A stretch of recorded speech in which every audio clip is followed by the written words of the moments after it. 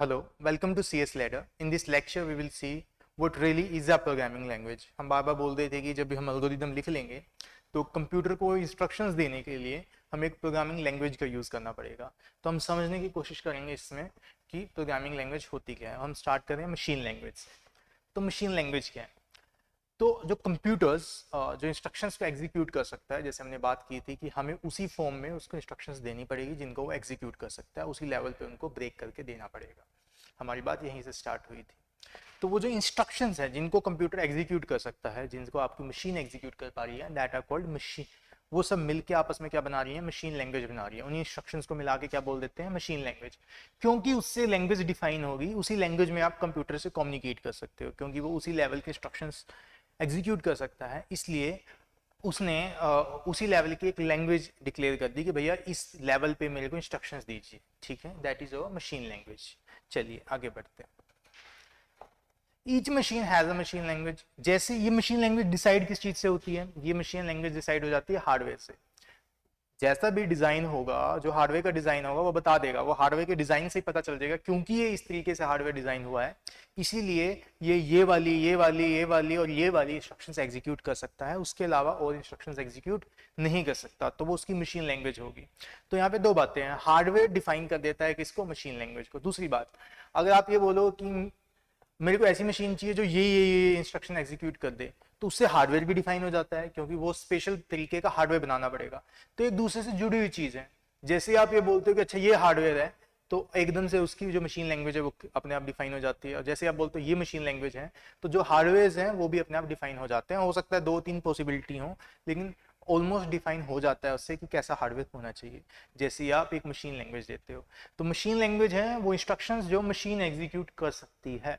अगर आप ये फिक्स कर दें कि ये मशीन ये इंस्ट्रक्शंस एग्जीक्यूट करनी चाहिए, तो कैसी मशीन बनेगी वो भी फिक्स हो गया।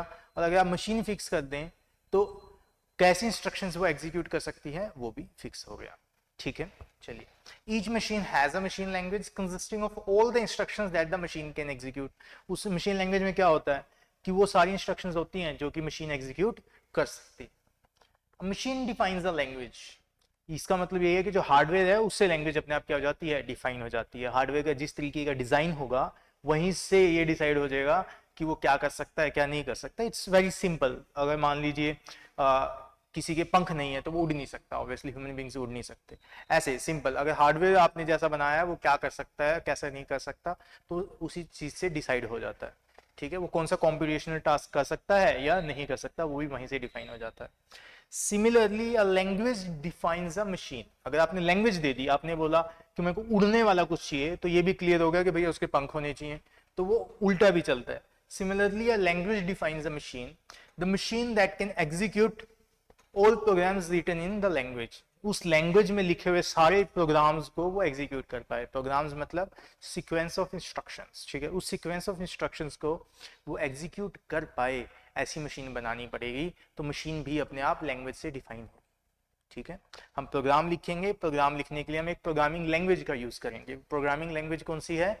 अगर आप मशीन लैंग्वेज है, इस मशीन से कम्युनिकेट करना है तो इस मशीन की लैंग्वेज, इस मशीन से कम्युनिकेट करना है इस मशीन की लैंग्वेज।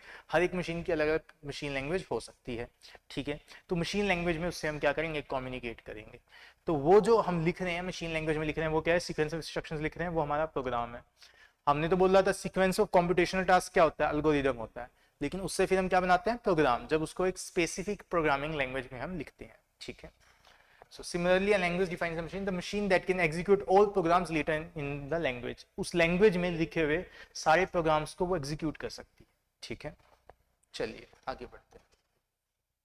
अब होता क्या है ना, कोई भी अगर आप कंप्यूटर की बात करें, आज के टाइम में कंप्यूटर्स की बात करें, मशीन लैंग्वेज में अगर पूछें कैसी इंस्ट्रक्शंस होती हैं, तो भैया जो इंस्ट्रक्शंस होती हैं वो होती हैं बहुत ज़्यादा सिंपल। जैसे चेक करो ये नंबर जीरो है कि नहीं, अच्छा मेमोरी की इस लोकेशन से इस लोकेशन में डेटा को कॉपी कर दो, इन दो नंबर्स को ऐड कर दो। ये बहुत ही सिंपल, बहुत ही प्रिमिटिव लेवल की इंस्ट्रक्शंस होती हैं जो आजकल के कंप्यूटर्स एग्जीक्यूट कर सकते हैं। ठीक है, वो इतनी प्रिमिटिव होती है कि अगर आपको उनसे कोई सिंपल सा टास्क भी कराना है तो उसके लिए आपको बहुत सारी इंस्ट्रक्शंस देनी पड़ेगी, उसको तोड़ के देना पड़ेगा।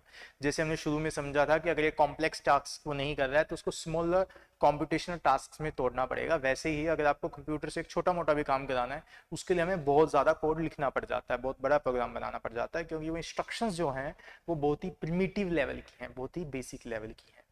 इसकी वजह से प्रोग्रामिंग हो जाती है डिफिकल्ट। ठीक है, ऑब्वियसली ये इजी साउंड तो नहीं करता कहीं से कि मैं एक छोटी छोटी इंस्ट्रक्शंस का ध्यान रखूं, इतने लेवल पे तोड़ के, इतने बेसिक लेवल पे तोड़ के कंप्यूटर को सब कुछ बताऊं कि वो समझ पाए। ठीक है, लेकिन कंप्यूटर डिजाइन इसी तरीके से होते हैं। ठीक है, इसका कारण क्या है, इतनी सिंपल ही क्यों रखी गई है मशीन लैंग्वेज? इसका कारण है कॉस्ट। अगर ऐसी मशीन बनाई जाएगी जो कॉम्प्लेक्स कॉम्पिटिशनल टास्क को एग्जीक्यूट कर पाए, तो जो उसमें इलेक्ट्रॉनिक सर्किट्स यूज होते हैं उनके जो कॉस्ट है वो बहुत ज्यादा बढ़ जाता है। ठीक है, यानी एक जो मशीन है वो किससे बनी है? इलेक्ट्रॉनिक सर्किट से बनी है। जैसे ही आप ये बोलोगे अच्छा ये वाला इस लेवल का नहीं, मेरे को इस लेवल का कॉम्पिटिशनल टास्क कराना है, तो जैसे आप ये बोलते हो तो आप क्या कह रहे हो कि भैया दूसरे इलेक्ट्रॉनिक सर्किट लगाओ, मोर कॉम्प्लेक्स इलेक्ट्रॉनिक सर्किट लगाओ, उनका कॉस्ट बढ़ जाता है एकदम से। ठीक है, तो हम अपने कंप्यूटर को बहुत ही सिंपल रखते हैं डिजाइन में, बहुत ही सिंपल इलेक्ट्रॉनिक सर्किट्स का यूज करते हैं ताकि जो हमारा कॉस्ट है वो ना बढ़े। ठीक है, चलिए, लेकिन ये प्रोग्रामर के लिए तो बहुत बड़ा चैलेंज हो गया कि भैया इतने सिंपल लेवल पे मैं कैसे आके प्रोग्राम करूं, मुझे तो ऐसा बंदा चाहिए ना जिसको ज्यादा से ज्यादा पता हो, ज्यादा से ज्यादा कैपेसिटी हो, ज्यादा से ज्यादा कॉम्प्लेक्स कॉम्पिटिशनल टास्क करने की कैपेसिटी हो। ठीक है, ताकि मैं उसको डायरेक्टली बोलूं और वो कर दे। अब मैं हर एक टास्क को इतने छोटे छोटे लेवल पे अगर तोड़ के लाऊंगा तो ये तो मेरे लिए बहुत ज्यादा क्या हो जाएगा, मुश्किल हो जाएगा। तो इसका हमारे पास सोल्यूशन है। ठीक है, सोल्यूशन क्या है? सोल्यूशन देखिए क्या है। तो दूसरा रास्ता है हमारे पास। दूसरा रास्ता क्या है कि आप एक काम कीजिए, आप मत लिखिए। ठीक है, आप मत लिखिए उस लैंग्वेज में जो हमारी क्या है, मशीन लैंग्वेज। मान लीजिए हम मशीन लैंग्वेज को डिनोट करते हैं L0 से। ठीक है, ये हमारी मशीन लैंग्वेज है। ये बहुत ही ज्यादा प्रिमिटिव लेवल की लैंग्वेज है। यहाँ पे मशीन हर एक टास्क को इस लेवल पे तोड़ना हो रहा है मुश्किल, तो हम एक L1 लैंग्वेज बनाते हैं नई। ठीक है, L1 लैंग्वेज बनाते हैं। इसके लिए मशीन नहीं बनी है, मशीन इसके लिए बनी हुई है, लेकिन हमने लैंग्वेज बना दी कि हम जो प्रोग्राम्स बनाएंगे ना वो L1 में बनाएंगे। ठीक है, L1 L0 से ज्यादा कॉम्प्लेक्स टास्क को हैंडल कर सकती है। इसकी जो इंस्ट्रक्शंस हैं वो ज्यादा कॉम्प्लेक्स हैं, इतनी प्रिमिटिव नहीं है जितनी की L0 की है। ठीक है, अब मैं क्या करूंगा, मैं L1 में प्रोग्राम लिखूंगा, L0 में नहीं लिखूंगा, क्योंकि L0 में लिखना हो रहा था मेरे लिए मुश्किल। ठीक है, लेकिन अब इस L1 के प्रोग्राम को कंप्यूटर एग्जीक्यूट नहीं कर सकता। मैंने लिख तो दिया L1 में प्रोग्राम, मान लीजिए मैंने प्रोग्राम लिखा P1, मैंने P प्रोग्राम लिख दिया। ये कौन सी लैंग्वेज में है? फर्स्ट लैंग्वेज L1 में है। अब इसको कंप्यूटर एग्जीक्यूट नहीं कर सकता, तो इसको कंप्यूटर से कैसे एग्जीक्यूट कराना है, उसके हमारे पास दो मेथड्स हैं। अब हम वो दोनों देखेंगे। ठीक है, तो L1 में लिखे हुए प्रोग्राम्स को कंप्यूटर एग्जीक्यूट कैसे करेगा, उसके लिए हमारे पास क्या है, दो मेथड है। एक का नाम है ट्रांसलेशन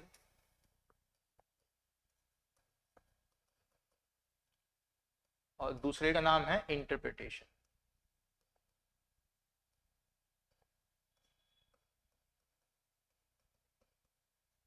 ये दोनों तरीके हैं, इन दोनों तरीकों का हम यूज करेंगे। ठीक है, अब देखो पहला तरीका समझते हैं। ट्रांसलेशन समझो क्या है।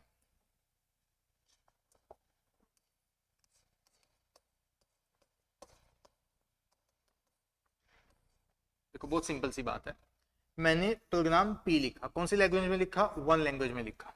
ठीक है, कौन सी लैंग्वेज में लिखा? फर्स्ट लैंग्वेज में लिखा प्रोग्राम P। अब ये L1 में लिखा प्रोग्राम, लेकिन L1 को कंप्यूटर एग्जीक्यूट नहीं कर सकता। फिर मैंने L1 में क्यों लिखा? क्योंकि मेरे लिए लिखना आसान है।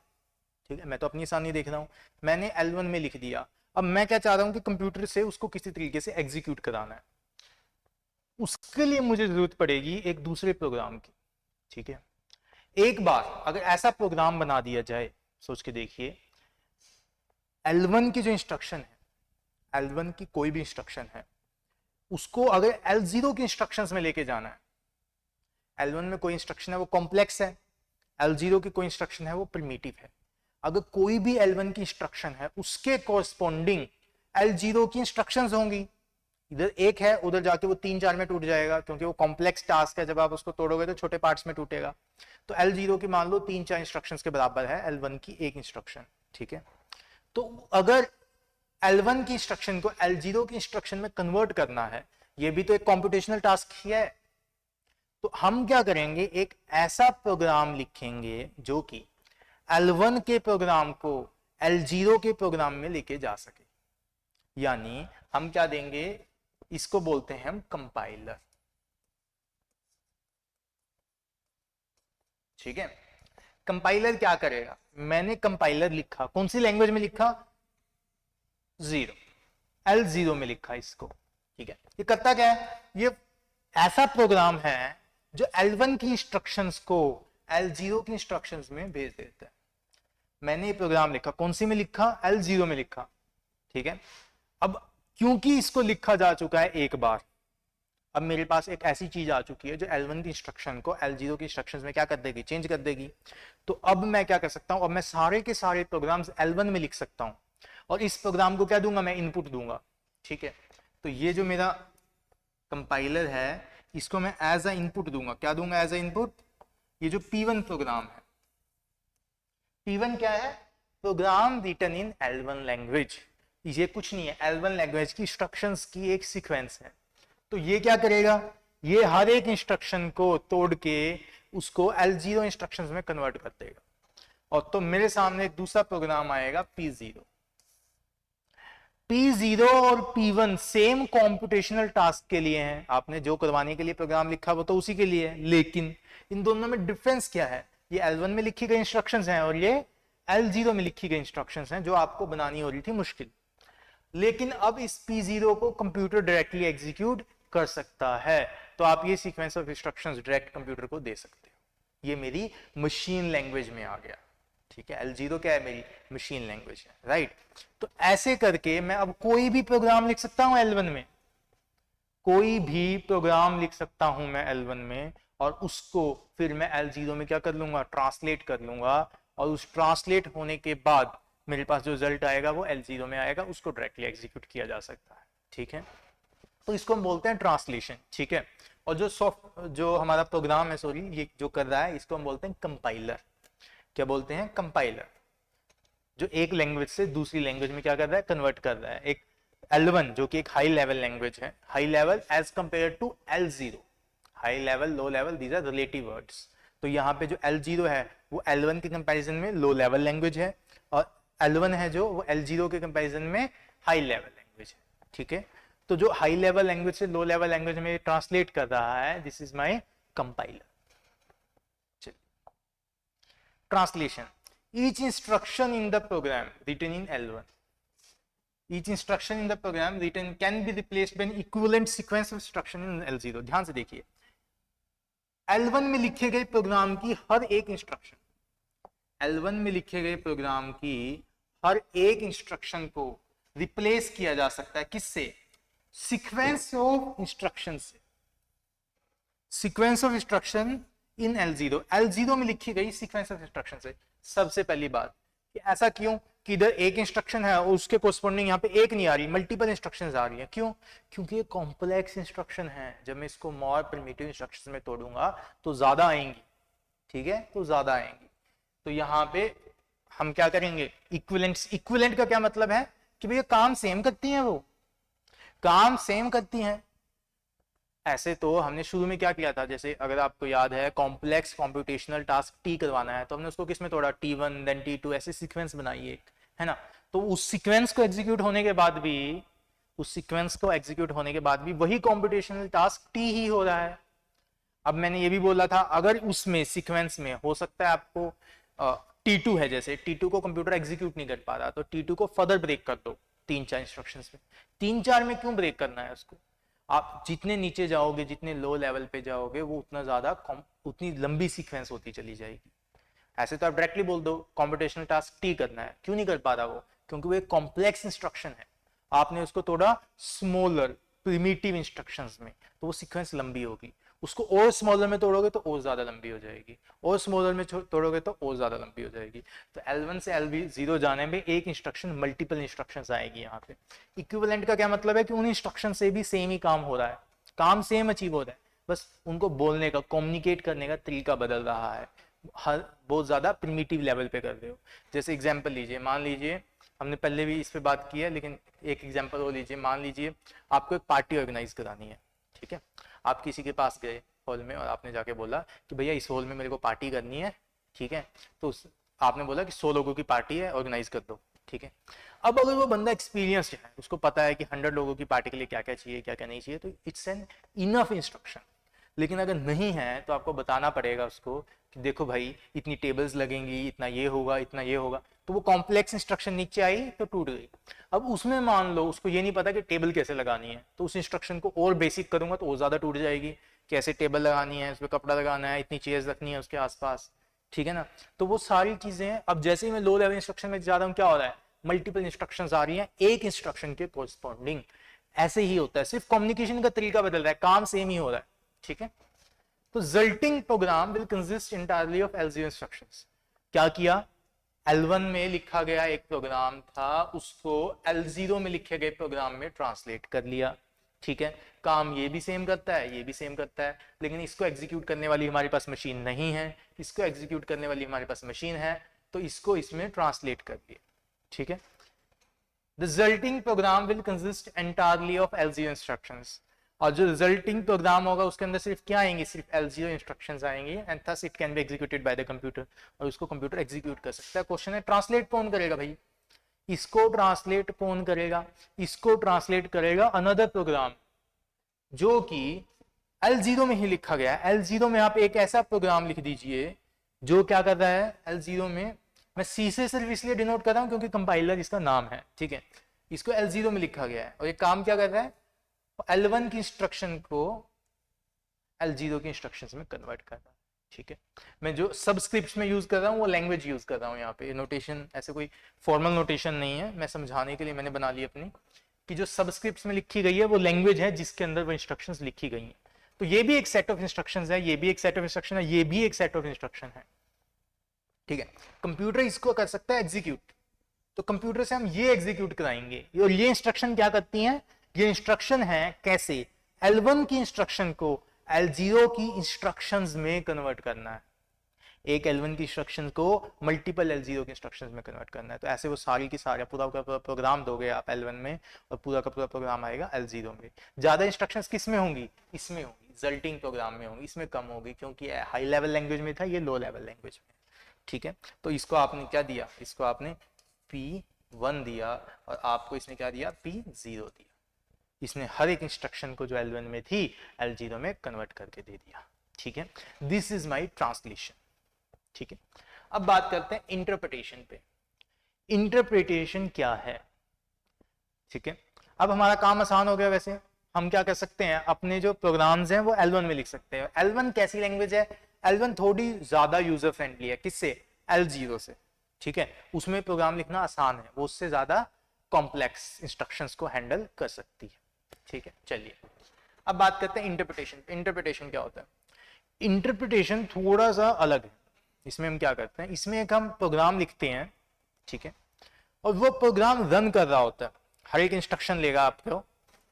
एक प्रोग्राम लिखा हमने, इंटरप्रेटर इसका नाम है, तो इस इंटरप्रेटर को हम क्या करेंगे ना, आई से डिनोट कर देते हैं। ये लिखा, कौन सी लैंग्वेज में लिखा, ऑब्वियसली L0 में लिखोगे, L1 के प्रोग्राम्स को तो वो एग्जीक्यूट कर ही नहीं सकता। अब ये प्रोग्राम क्या करता है ना, ये L1 की इंस्ट्रक्शंस लेता है, L1 में इंस्ट्रक्शंस लेता है, तो मैंने इसको L1 में लिखा हुआ एक प्रोग्राम दे दिया, ठीक है।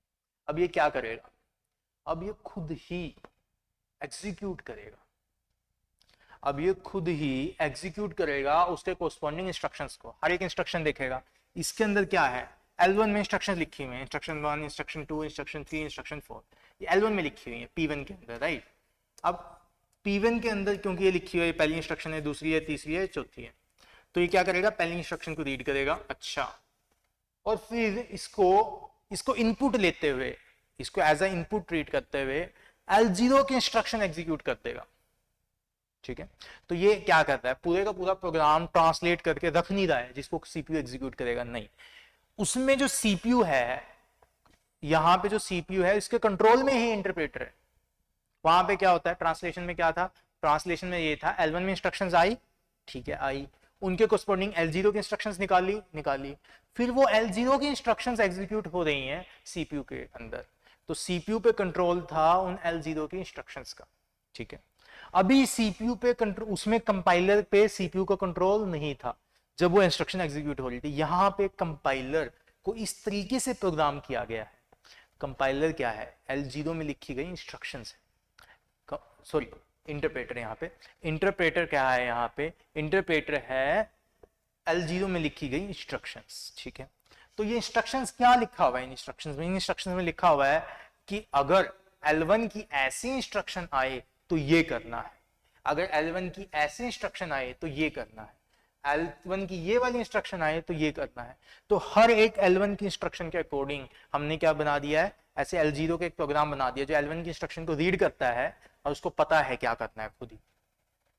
तो ये यही सीपीयू पे एग्जीक्यूट होता है, लेकिन ये खुद किस में लिखा गया है? L0 में लिखा गया है, ठीक है। तो यहां पे जो P1 है ना, वो सिर्फ इनपुट डेटा का काम कर रहा है इस इंटरप्रेटर के लिए, इनपुट का काम कर रहा है। इसको इनपुट लेगा और इंटरप्रेट करेगा और इसको पता चल जाएगा कि सीपीयू से ये एग्जीक्यूट कराना है और करवा देगा, ठीक है।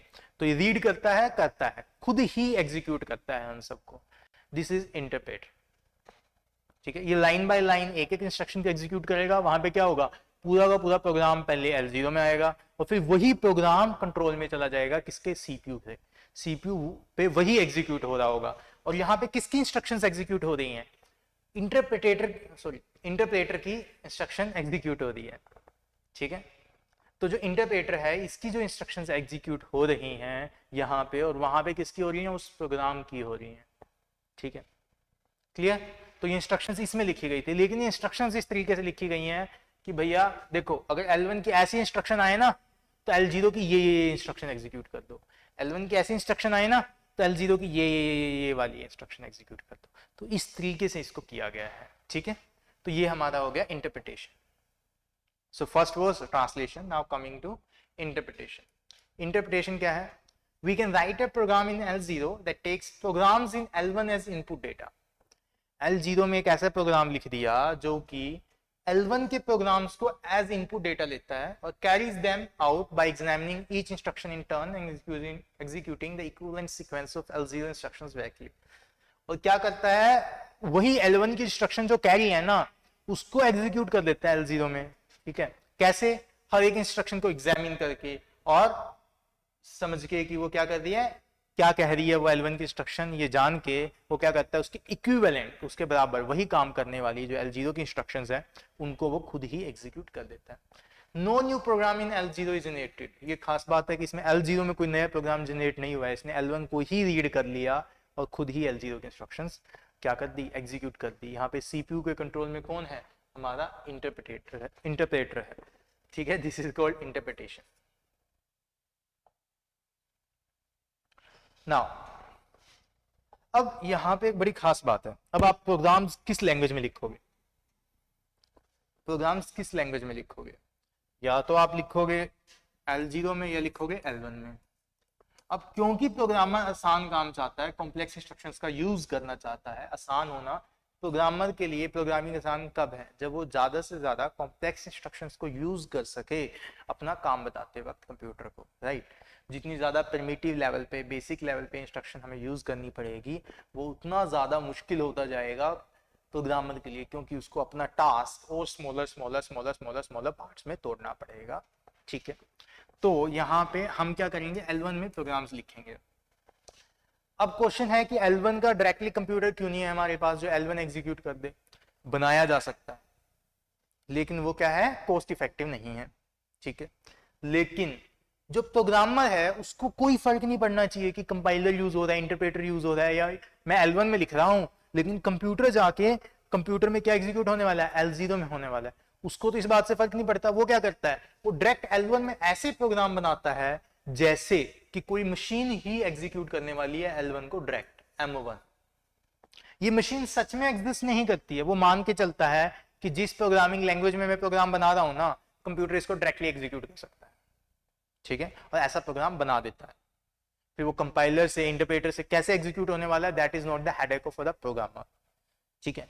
तो ये जो वर्चुअल मशीन मान के चल सकते हो आप M1, this is virtual machine. ये सच में नहीं है लेकिन बनाई जा सकती है। तो आप एक ऐसी मशीन के लिए प्रोग्राम लिख रहे हो जो एग्जिस्ट नहीं करती है, कर सकती है अगर बनाई जाए लेकिन करती नहीं, ठीक है, बनाते नहीं है। क्यों? क्योंकि कॉस्ट इफेक्टिव नहीं है, ठीक है।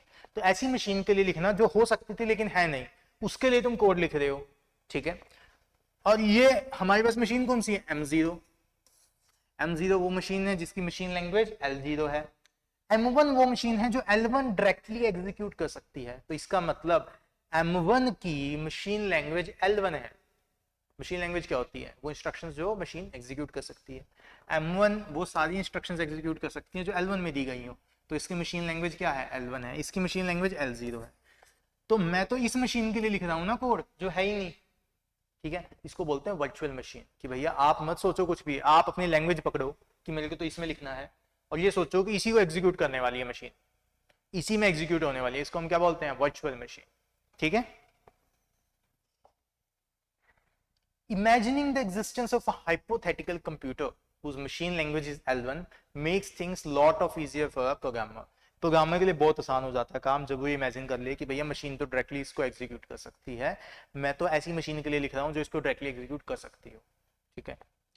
This takes away the need to think in terms of translation and interpretation. अब उसको ट्रांसलेशन, इंटरप्रिटेशन, इन चीजों का ध्यान नहीं रखना पड़ेगा। उसको सिर्फ क्या है कि भैया कोड लिखना है, प्रोग्राम बनाना है ऐसी मशीन के लिए जो L1 एग्जीक्यूट कर सकती है। तो उसने L1 लैंग्वेज को पकड़ा और L1 में ही प्रोग्राम बनाया और उसको लग रहा है कि ये डायरेक्टली एग्जीक्यूट करेगी, ठीक है। तो ये थिंकिंग रख के प्रोग्राम्स बनाता है, ठीक है। इन रियलिटी हमारे पास इंटरप्रिटेशन होता है, ट्रांसलेशन होता है, ठीक है, लेकिन उन चीजों पे वो ध्यान नहीं देता प्रोग्रामर।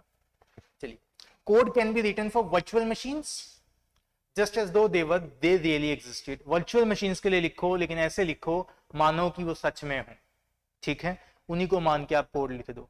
इससे क्या होगा? आपको इंटरप्रिटेशन और ट्रांसलेशन इन चीजों के बारे में सोचना नहीं पड़ेगा।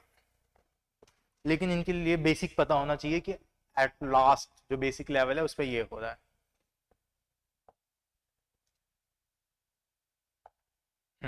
चलिए, अभी तो प्रोग्रामिंग आसान होगी, हम L1 में लिख लेते हैं, है ना। लेकिन इतना आसान नहीं है मामला। L1 और L0 को अगर मेरे को ऐसा प्रोग्राम लिखना है, मान लीजिए कंपाइलर लिखना है ऐसा L0 के अंदर जो L1 को L0 में कन्वर्ट कर दे, L1 की इंस्ट्रक्शंस को L0 की इंस्ट्रक्शंस में कन्वर्ट कर दे, अगर मेरे को ऐसा प्रोग्राम लिखना है तो भाई ये जरूरी है कि L0 की इंस्ट्रक्शन और L1 की इंस्ट्रक्शन के बीच में बहुत ज्यादा गैप ना हो, ठीक है।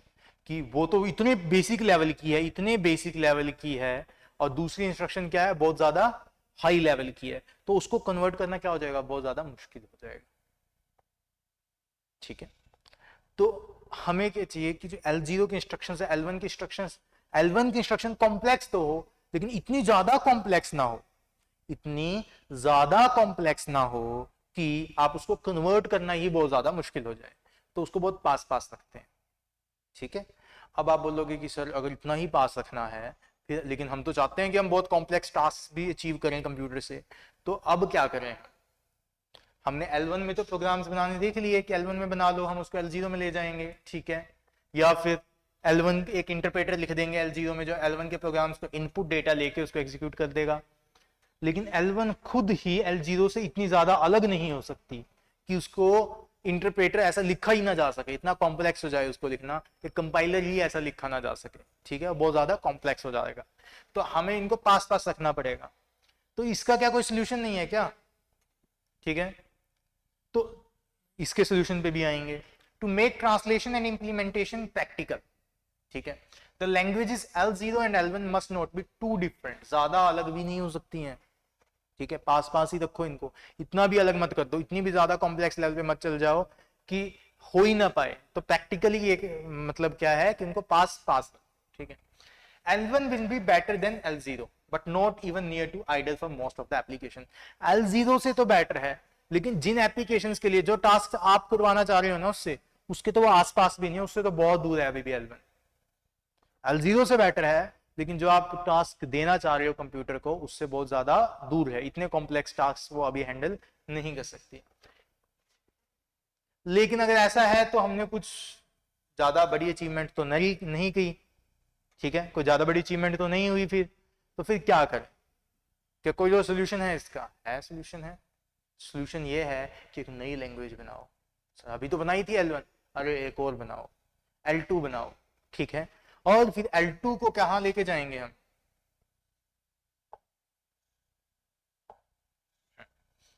L2 को कहाँ लेके जाना है? L0 में लेके जाना है ताकि उसको कंप्यूटर एग्जीक्यूट कर पाए। देखते हैं कैसे लेके जाएंगे। सो हमारा पर्पस क्या है? पर्पस क्लियर होना चाहिए। Relieve the programmer of the burden to express in a language more suited to machines than people.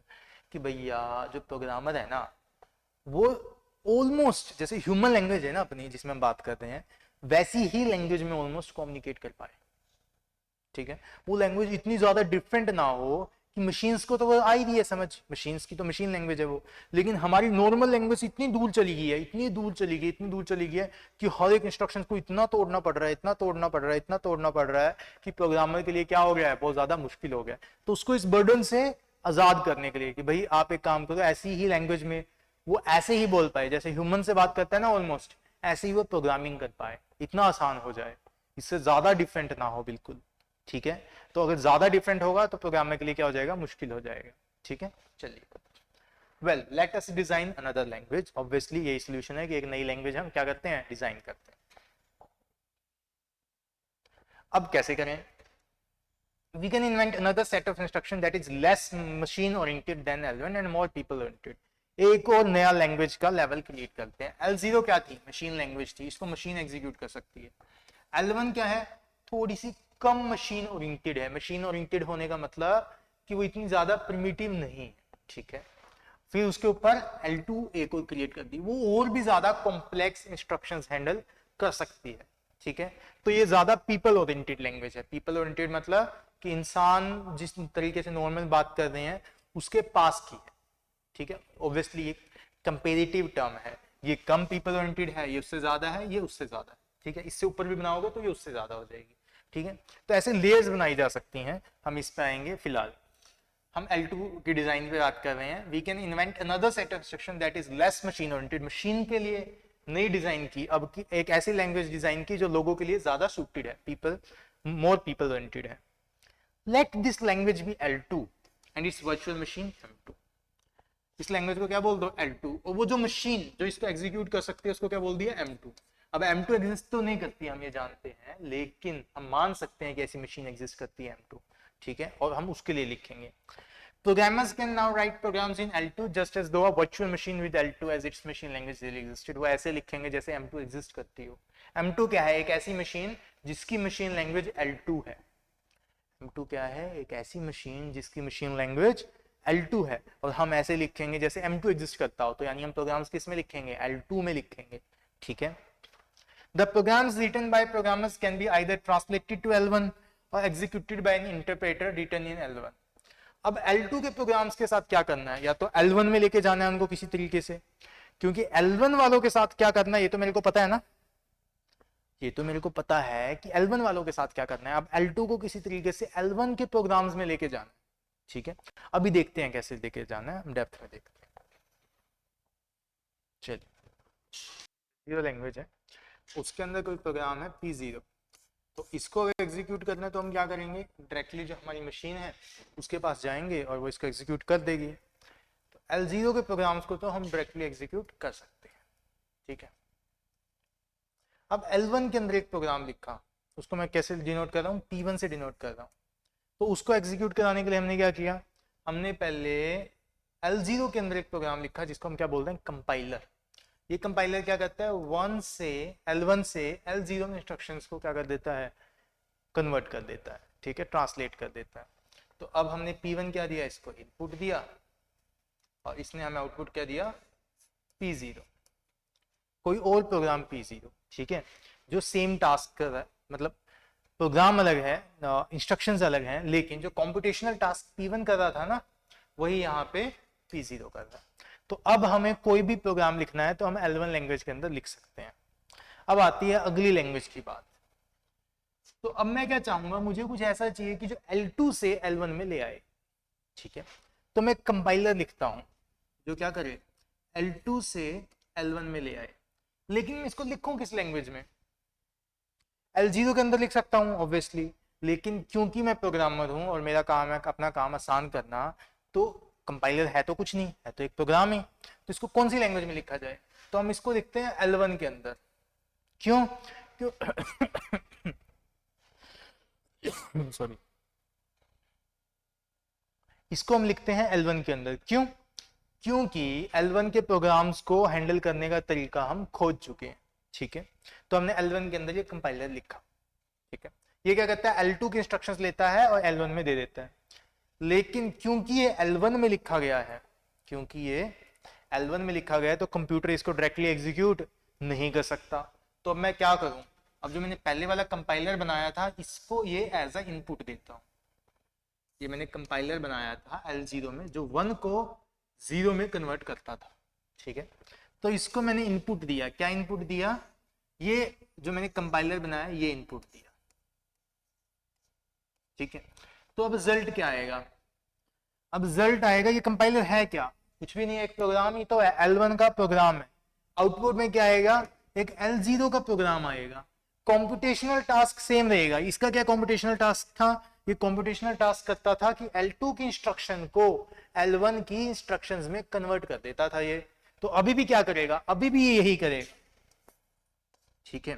तो एक दूसरा प्रोग्राम आया मेरे पास, ये जो काम करता है वो भी यही करता है, लेकिन इसकी इंस्ट्रक्शन L1 में थी, इसकी इंस्ट्रक्शन L0 में आ गई है।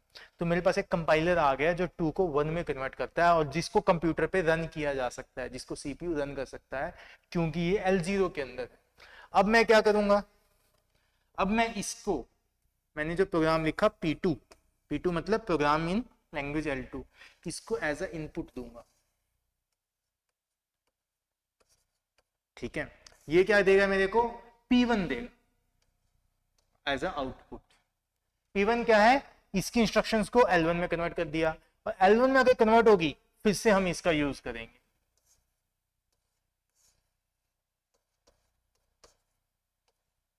ठीक है। P0 तो ऐसे हो। देखो, मैं पहले एक कंपाइलर बना चुका था जो L1 को 0 में कन्वर्ट करता है। अब मैंने कंपाइलर बनाया जो 2 को 1 में करता है। 2 से 1 का बनाया, 1 से 0 का बन चुका था, लेकिन 2 से 1 का जो मैंने कंपाइलर बनाया, कौन सी लैंग्वेज में बनाया? L1 में बनाया, क्योंकि उसमें बनाना आसान है। L1 में बनाया, लेकिन उसको कंप्यूटर एग्जीक्यूट नहीं कर सकता। तो पहले मैंने उसको एज अ प्रोग्राम इस कंपाइलर को दिया जो पहले बना हुआ था, उस कंपाइलर को दिया, और उसने क्या किया? इसको L0 के अंदर कन्वर्ट कर दिया। तो मेरे पास अब एक ऐसा कंपाइलर है जो L0 के अंदर लिखा हुआ है, जिसकी इंस्ट्रक्शन L0 के अंदर है, और जो L2 को L1 की इंस्ट्रक्शंस में कन्वर्ट करता है, ठीक है। तो अब हमारे पास ये कंपाइलर आ गया, ये L2 को L1 में कन्वर्ट करेगा और इसको कंप्यूटर रन भी कर सकता है, ठीक है। आई थिंक ये समझ आ गया आपको। चलिए आगे बढ़ते हैं। अब अगर मान लो मैं बोलूं L3 बनानी है मेरे को, तो क्या करें? तो मेरे को कुछ ऐसा चाहिए जो L3 को किस में कन्वर्ट कर दे? L3 को किस में कन्वर्ट कर दे? L2 में कन्वर्ट कर दे।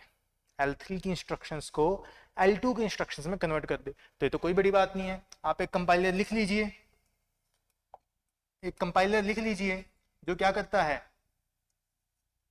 L3 की इंस्ट्रक्शंस को L2 की इंस्ट्रक्शंस में कन्वर्ट करता है। लेकिन ये कंपाइलर मैं लिखूंगा किस लैंग्वेज में? तो मेरे पास बेस्ट लैंग्वेज कौन सी है लिखने के लिए? 0 तो नहीं है, क्योंकि मैं 1 में लिख सकता हूँ। 1 के प्रोग्राम्स को एग्जीक्यूट करने का मैंने तरीका ढूंढ लिया, ठीक है। और 1 भी नहीं है, क्योंकि 2 का भी मैं तरीका ढूंढ चुका हूँ ऊपर। 2 के प्रोग्राम्स को कैसे एग्जीक्यूट करते हैं? 2 के प्रोग्राम्स को, इस प्रोग्राम को पहले इनपुट देते हैं, या आउटपुट देता है, फिर इसको वो इनपुट देते हैं, और ये जो आउटपुट आता है इसको डायरेक्टली कंप्यूटर एग्जीक्यूट कर जाता है। तो 2 के प्रोग्राम्स को एग्जीक्यूट करने का ये तरीका है, ठीक है। तो मैं ढूंढ चुका हूँ तरीका। तो अब मैं 2 में लिखूंगा इसको, 1 में नहीं लिख रहा मैं इसको, ठीक है। 1 से भी ज्यादा आसान है 2 में लिखना, तो 2 में लिख दिया, ठीक है। 2 में लिख दिया। अब क्या? अब इसको कंप्यूटर एग्जीक्यूट तो नहीं कर सकता। क्यों? क्योंकि ये L2 का प्रोग्राम है, ये कंपाइलर कुछ नहीं है, ये क्या है? L2 का प्रोग्राम है। तो कंप्यूटर इसको डायरेक्टली एग्जीक्यूट नहीं कर सकता। मुझे इसको किस लैंग्वेज में लेके आना पड़ेगा? मुझे इसको लेके आना पड़ेगा L0 के अंदर। L0 के अंदर कैसे लेके जाऊंगा? ऐसे ही ये प्रोसेस फॉलो करूंगा, ये है तो प्रोग्राम ही, तो मैं इसको एज अ इनपुट दूंगा इसको। ये एक कंपाइलर है, ये क्या करता है? जो 2 को 1 में कन्वर्ट करता है, L2 के इंस्ट्रक्शंस को L1 में कन्वर्ट करता है। इसको दिया मैंने ये प्रोग्राम इनपुट, ठीक है। ये प्रोग्राम क्या है? ये प्रोग्राम है कि L3 के इंस्ट्रक्शंस को L2 में कैसे कन्वर्ट करना है, उसके बारे में प्रोग्राम है, इसलिए तो कंपाइलर है ये प्रोग्राम है कि L3 की इंस्ट्रक्शंस को L2 में कैसे कन्वर्ट करना है, और इस प्रोग्राम को मैं इनपुट दे रहा हूं इस कंपाइलर को। ये क्या करेगा, इसको मेरे को एक प्रोग्राम देगा जो जिसका कंप्यूटेशनल टास्क तो सेम होगा। कंप्यूटेशनल टास्क क्या है, L3 की इंस्ट्रक्शन को L2 में कन्वर्ट करना है, लेकिन लैंग्वेज अलग होगी। है लैंग्वेज क्या हो गई अब इसकी 1, इसलिए L2 में था, इसने किस में कन्वर्ट कर दिया 1 में। ठीक है, अब 1 को फिर 0 में कैसे लेके जाना है, उसके लिए भी हम कंपाइलर डिजाइन कर चुके हैं। ठीक है, ये 0 में लिखा है 1 से 0, तो ये इसको लेगा और ये L0 में दे देगा। तो अब मेरे पास एक कंपाइलर आ जाएगा जो कि L2 में लिखा L0 में लिखा गया है, और कहता क्या है वो L3 की इंस्ट्रक्शंस को L2 में कन्वर्ट करता है। ठीक है, तो ऐसे आई थिंक ये समझ आ रहा है आपको। L3 की इंस्ट्रक्शंस को L2 में कन्वर्ट करने वाला कंपाइलर लिखा, कौन सी लैंग्वेज में लिखा, L2 में लिखा, क्योंकि L2 के प्रोग्राम्स को एग्जीक्यूट करने का तरीका ढूंढ लिया था। L2 में लिखा, फिर उसको L2 से L1 में कन्वर्ट कराया कंपाइलर से। वो जो कंपाइलर लिखा है वो क्या है, एक प्रोग्राम है, तो उस प्रोग्राम को मैंने L2 से L1 में कन्वर्ट कराया, L1 से L0 में कन्वर्ट कराया। अब उसको रन करेंगे, तो अब मैं इस प्रोग्राम को रन कर सकता हूं, इसको ये क्या करता है, मेरा P3 लेगा, कोई भी प्रोग्राम, P3 मतलब कोई भी प्रोग्राम जो L3 लैंग्वेज में लिखा गया हो वो लेगा, और क्या देगा मुझे P2 क्या है, वही प्रोग्राम है, बस लैंग्वेज चेंज हुई, काम कंप्यूटेशनल टास्क सेम है। ठीक है, अब ये किस लैंग्वेज में, L2 में। L2 को कैसे लेके जाएंगे, इसको फिर से इनपुट देंगे, किस प्रोग्राम को, इसको जो 2 से 1 में लेके जाता है। ठीक है, और फिर जो आएगा मेरे पास 1 में आएगा, उसको फिर से इनपुट देंगे जो 1 से 0 में लेके जाता है। अब ये जो लास्ट में आएगा ना, इसको कंप्यूटर डायरेक्टली एग्जीक्यूट कर सकता है। ठीक है, अच्छा एक चीज देखिए, ये जो बॉक्स के अंदर है ये कंपाइलर्स हैं हमारे, तो जो कंप्यूटर रन कर रहा है ना, कंप्यूटर हमेशा 0 लैंग्वेज में ही प्रोग्राम रन कर सकता है, L0 में जो उसकी मशीन लैंग्वेज है, तो ये सारे 0 में लेके आए हैं। जब भी हम कंपाइलर लिखते हैं L0 में नहीं लिखते हैं, लेकिन जब वो रन होता है तो L0 में ही रन होता है। तो सबसे पहला काम कंपाइलर लिखने के बाद ये होता है कि उसको L0 में कन्वर्ट करो। कैसे, जो पहले बन चुके हैं कंपाइलर्स उनका यूज करके, क्योंकि पहले वाले कंपाइलर्स क्या करते हैं, प्रोग्राम्स को L0 में लेके जाते हैं। ठीक है, तो ऐसे करके हम लेयर बाय लेयर और कंपाइलर्स ऐड करते चले जाते हैं। ठीक है, तो ऐसे जो हाई लेवल की प्रोग्रामिंग लैंग्वेज डेवलप होती चली जाती है। मैंने L3 कर दी, उसके बाद आप L4 कर सकते हो, L5 कर सकते हो, ऐसे करते, तो ऐसे लेवल बनता चला जाता है, और हमारी लैंग्वेजेस वो ज्यादा पीपल फ्रेंडली होती चल जाती हैं, वो ज्यादा यूजर फ्रेंडली होती चल जाती हैं। हमें हर एक इंस्ट्रक्शंस को कम से कम तोड़ना पड़ता है। हमारे कंप्यूटर्स ऐसे हो जाते हैं कि कॉम्प्लेक्स इंस्ट्रक्शंस को भी हैंडल कर पाए, तो प्रोग्रामिंग टाइम के साथ आसान होती चली जाती है, क्योंकि नई हाई लेवल की प्रोग्रामिंग लैंग्वेज आती चली जाती हैं, जिनमें इंस्ट्रक्शंस को हाई लेवल पे दिया जा सकता है। कॉम्प्लेक्स इंस्ट्रक्शंस को भी एग्जीक्यूट कराया जा सकता है डायरेक्टली, आपको तोड़ के नहीं बताना पड़ता। अब अगर L3 बन चुकी है तो प्रोग्रामर हमेशा L3 में लिखेगा, और ऐसे मान के लिखेगा जैसे M3 यानी वर्चुअल मशीन, वो जो जिसके लिए मशीन लैंग्वेज L3 है। एक ऐसी मशीन जिसके लिए मशीन लैंग्वेज L3 है, वो मशीन एग्जिस्ट करती हो, उसके लिए प्रोग्राम लिख देगा जो डायरेक्टली L3 को एग्जीक्यूट कर सकती हो, उस मशीन के लिए प्रोग्राम लिख देगा। उसको कोई मतलब नहीं है पीछे ये सब चल रहा है, और ये सब इस सब का यूज करके हम L0 में कन्वर्ट करके उसको एग्जीक्यूट करा देंगे। ये तो बात हुई कंपाइलर की, ये तो बात हुई कंपाइलर की। अब बात करते हैं इंटरप्रेटर की। इंटरप्रेटर में क्या होगा,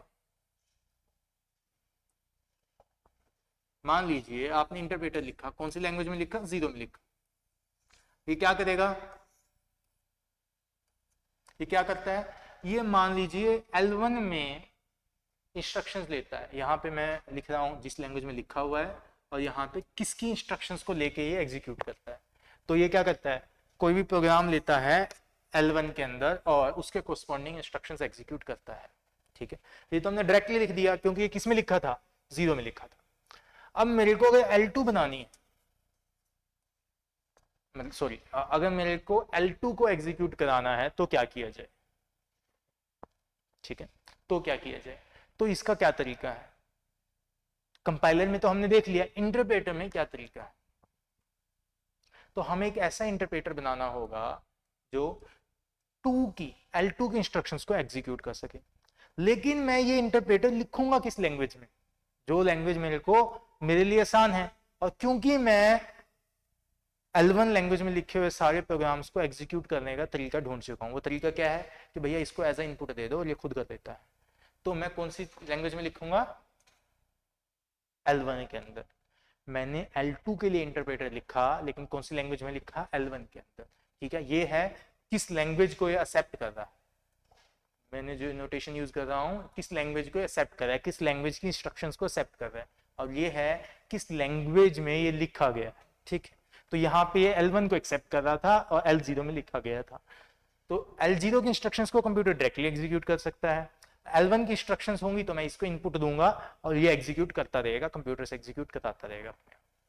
अब L2 के लिए मैंने ये बना दिया। ये क्या करता है, L2 के इंस्ट्रक्शंस को एज अ इनपुट लेता है और एग्जीक्यूट कराता है। लेकिन फिलहाल कंप्यूटर इसको खुद डायरेक्टली एग्जीक्यूट नहीं कर सकता। क्यों? क्योंकि L1 के अंदर है, क्योंकि ये L1 के अंदर है। तो सर इसको L0 में कन्वर्ट कर लो, ऐसा भी कर सकते हो आप उसके लिए, लेकिन कंपाइलर लगेगा, है तो ये प्रोग्राम ही। अगर आप इसको L0 में कन्वर्ट करना चाहते हो तो वो भी कर सकते हैं। ठीक है, लेकिन अगर सिर्फ इंटरप्रेटर का यूज करके करना है तो क्या करेंगे, तो देखो ये है क्या है, ये है क्या, सिर्फ L1 की इंस्ट्रक्शंस है। ये इंटरप्रेटर है क्या, L1 में लिखी गई इंस्ट्रक्शंस। ठीक है, अब वो इंस्ट्रक्शंस क्या करती हैं, L2 की इंस्ट्रक्शंस को इनपुट लेती हैं, L2 की इंस्ट्रक्शंस को इनपुट लेती है और कॉरस्पॉन्डिंग L1 इंस्ट्रक्शंस एग्जीक्यूट होती है। समझो बात को, ये मैंने किस मशीन के लिए लिखा है, मैंने उस मशीन के लिए लिखा है ये इंटरप्रेटर जो डायरेक्टली L1 एग्जीक्यूट कर सकती है।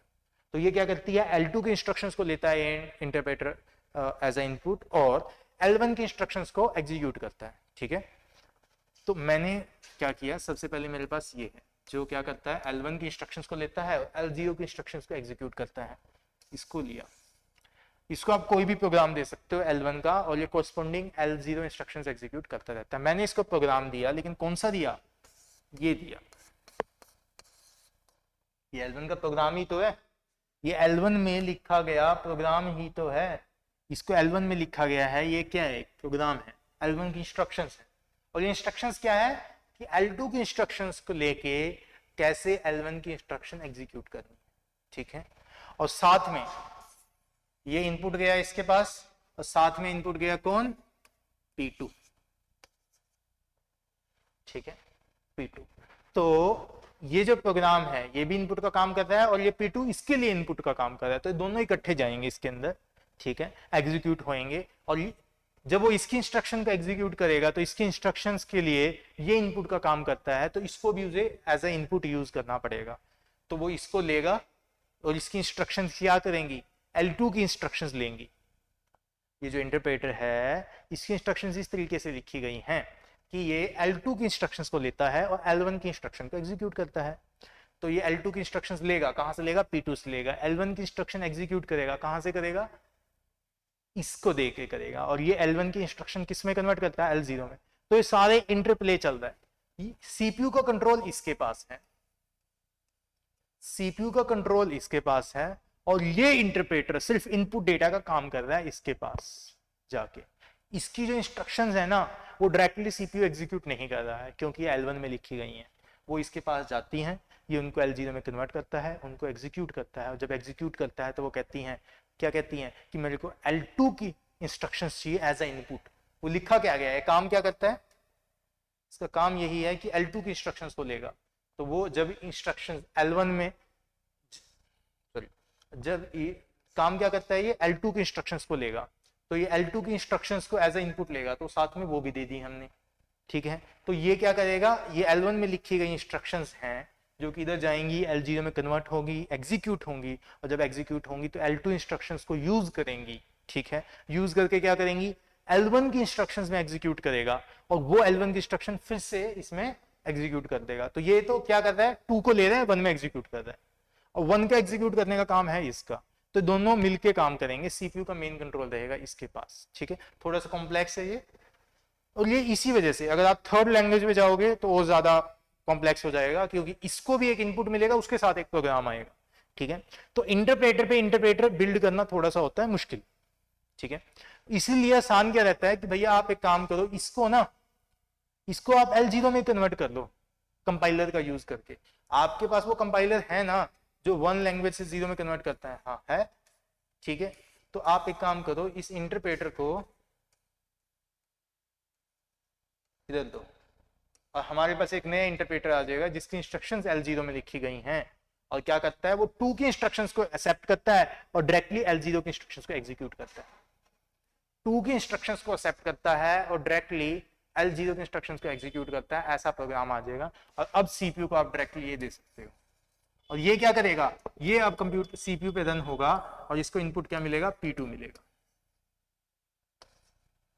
ठीक है,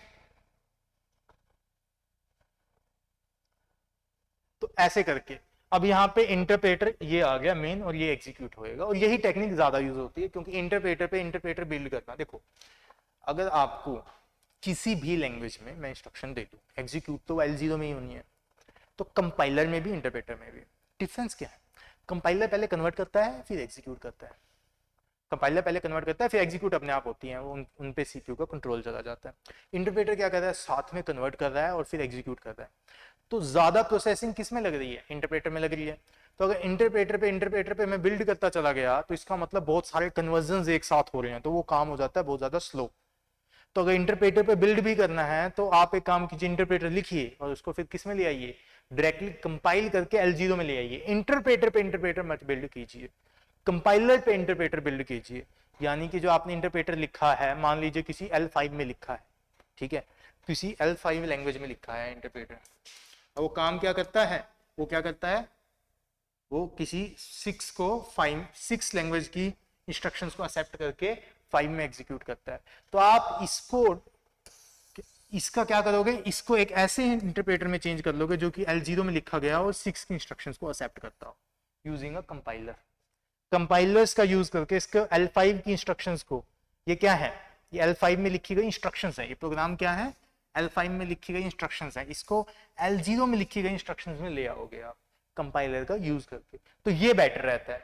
अब ये इंस्ट्रक्शन सीपीयू के पास कंट्रोल होगी और डायरेक्टली L6 से L0 में कन्वर्जन हो रहा होगा।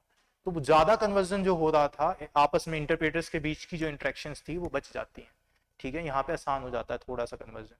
ठीक है, अच्छा आजकल थोड़ा सा इंटरमिक्स भी यूज होता है, जैसे जावा जैसी जो लैंग्वेज है वो कंपाइलर बेस्ड भी है और इंटरप्रेटर बेस्ड भी है। तो उसमें क्या करते हैं, पहले जावा का प्रोग्राम होता है, वो बीच में एक इंटरमीडिएट फॉर्म में स्टोर होता है, उसको बोलते हैं बाइट कोड। पहले कंपाइल होता है, बाइट कोड में स्टोर होता है और फिर वो इंटरप्रेटर के पास जाता है, इंटरप्रेटर उसको रीड करता है।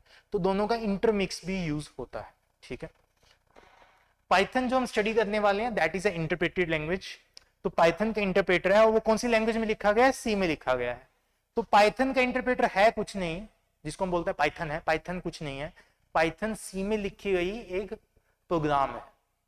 जो पाइथन इंटरप्रेटर है वो सी में लिखा गया एक प्रोग्राम है, हम उसको इंस्ट्रक्शंस देते चले जाते हैं और वो एग्जीक्यूट करता चला जाता है। हमें सी में लिखा गया एक प्रोग्राम है जिसको L0 में कन्वर्ट करके आपको प्रोवाइड कर दिया जाता है। जब आप उसको डाउनलोड करते हैं वेबसाइट से जाके, which will show how to download and how to install the Python.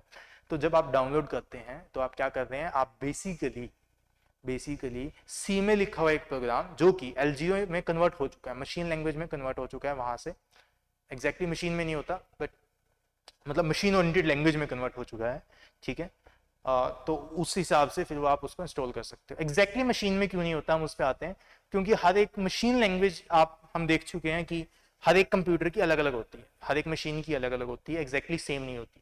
ठीक है, मशीन लैंग्वेज अलग अलग होएगी मशीन के डिजाइन के हिसाब से।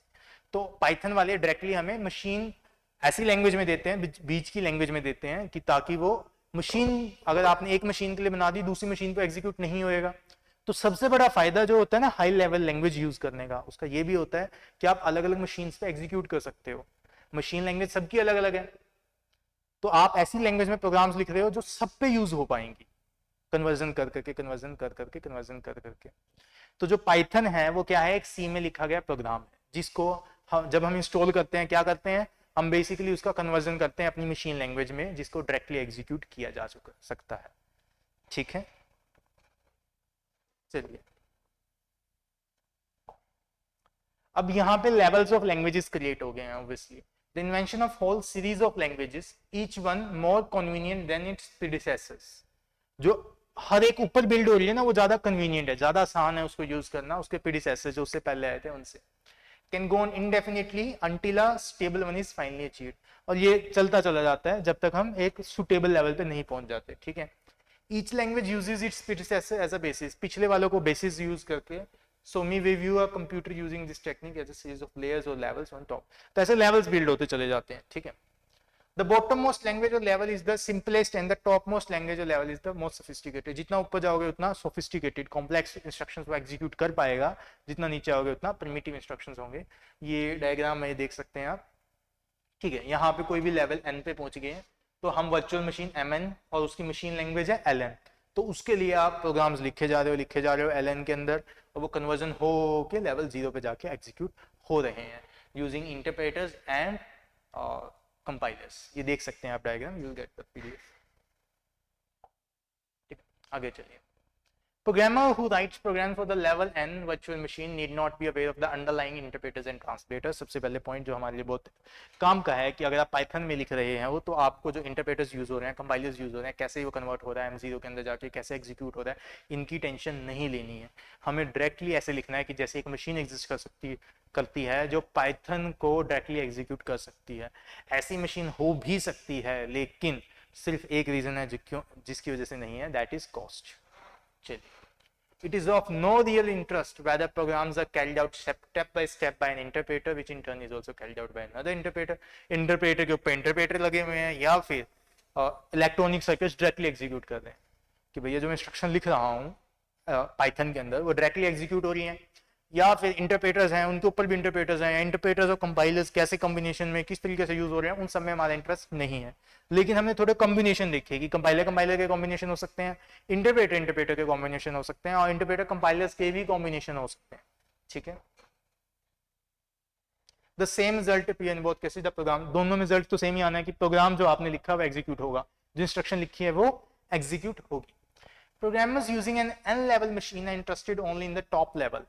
जो n लेवल मशीन यूज कर रहे हैं वो प्रोग्रामर सिर्फ टॉप लेवल में इंटरेस्टेड होंगे। The one least resembling the machine language at the very bottom, और वो सबसे कम रिजेंबल करेगी मशीन लैंग्वेज को, यानी मशीन लैंग्वेज से बहुत ज्यादा दूर होगी। जब आप पाइथन लिखेंगे तो वो बहुत आसान है as compare to writing a program in machine language which is really really really difficult. तो मैंने जैसे भी बताया था machine independent code, since machine language is tied to the computer hardware, computer hardware से जुड़ी हुई है ना। मशीन लैंग्वेज कौन डिफाइन करता है? हार्डवेयर डिफाइन करता है।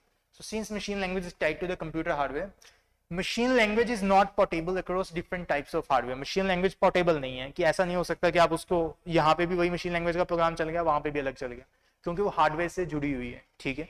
लेकिन जो ऊपर की लैंग्वेजेस हैं वो इंडिपेंडेंट ऑफ हार्डवेयर होती चली जा रही हैं, ठीक है। तो उस वजह से क्या हो रहा है, आप उसको अलग अलग मशीनों पे भी वही सेम अलग अलग कन्वर्जन करके कि एक प्रोग्राम बनाओ, आपको इस मशीन के लिए चाहिए तो इस मशीन पे जाके कन्वर्जन कर लेना, इस मशीन के लिए चाहिए तो इस मशीन पे जाके कन्वर्जन कर लेना। एक ऐसा प्रोग्राम लिखा जा सकता है जो डिफरेंट मशीन्स पे एग्जीक्यूट हो सके। Programs written in high level languages can be moved between different computers. जो प्रोग्राम हाई लेवल लैंग्वेजेस में लिखे जाते हैं उनको अलग अलग कंप्यूटर्स के बीच में मूव किया जा सकता है by using a different interpreter on the new machine or recompiling the code to create a machine language version of the program for the new machine। कैसे भैया? अलग मशीन पे अलग इंटरप्रेटर करो, या अलग तरीके से कंपाइल करो उसको, अलग अलग तरीके से ट्रांसलेट करो, ताकि उस मशीन के, वो जिस मशीन पे, जिस कंप्यूटर पे आप एग्जीक्यूट करते हो उस मशीन के मशीन लैंग्वेज में आ जाए उसकी इंस्ट्रक्शंस, ठीक है। तो अलग तरीके से कंपाइल करो, अलग अलग तरीके से इंटरप्रेट करो, तो वो इस चीज़ का यूज़ करके आप अलग अलग मशीन्स पे सेम प्रोग्राम का यूज़ कर सकते हो। सिर्फ आपका जो ट्रांसलेशन और इंटरप्रिटेशन के प्रोसेसेस हैं वो बदल जाएंगे, लेकिन जो प्रोग्राम है वो सेम है। तो एक प्रोग्राम ऐसा लिखा जा सकता है जो अलग अलग जगह पे जाके एग्जीक्यूट हो सकता है, गिवन कि हमारे पास वो कंपाइलर्स और इंटरप्रेटर्स हैं, जो कि है। Abstraction penalty, now it is also important to know कि इसका कुछ नुकसान भी होता है, फायदे नहीं है। नुकसान क्या? High level languages slow compare to low level languages. High level languages slow हैं, लो लेवल लैंग्वेजेस से कॉम्प्लेक्स इंस्ट्रक्शंस हैं वैसे ही स्लो हो जाएगा।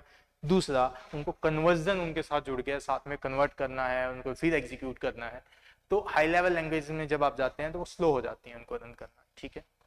Advantage of all the resources of the machine is not taken, क्योंकि आप मशीन के बारे में ज्यादा जानते नहीं हो, आप ये नहीं जानते मशीन के पास क्या क्या चीजें हैं, तो आप रिसोर्सिस का ऑप्टिमल यूज नहीं कर पाते हो। यानी कि कंप्यूटर के पास इतनी मेमोरी है, इतनी नहीं है, ये और कंप्यूटर के पास किस तरीके का सीपीयू है और किस तरीके कितनी रैम है, ये सब चीजें तो आप अपने प्रोग्राम्स में यूज नहीं करते हो, इनके इंडिपेंडेंट कोड बना रहे हो आप।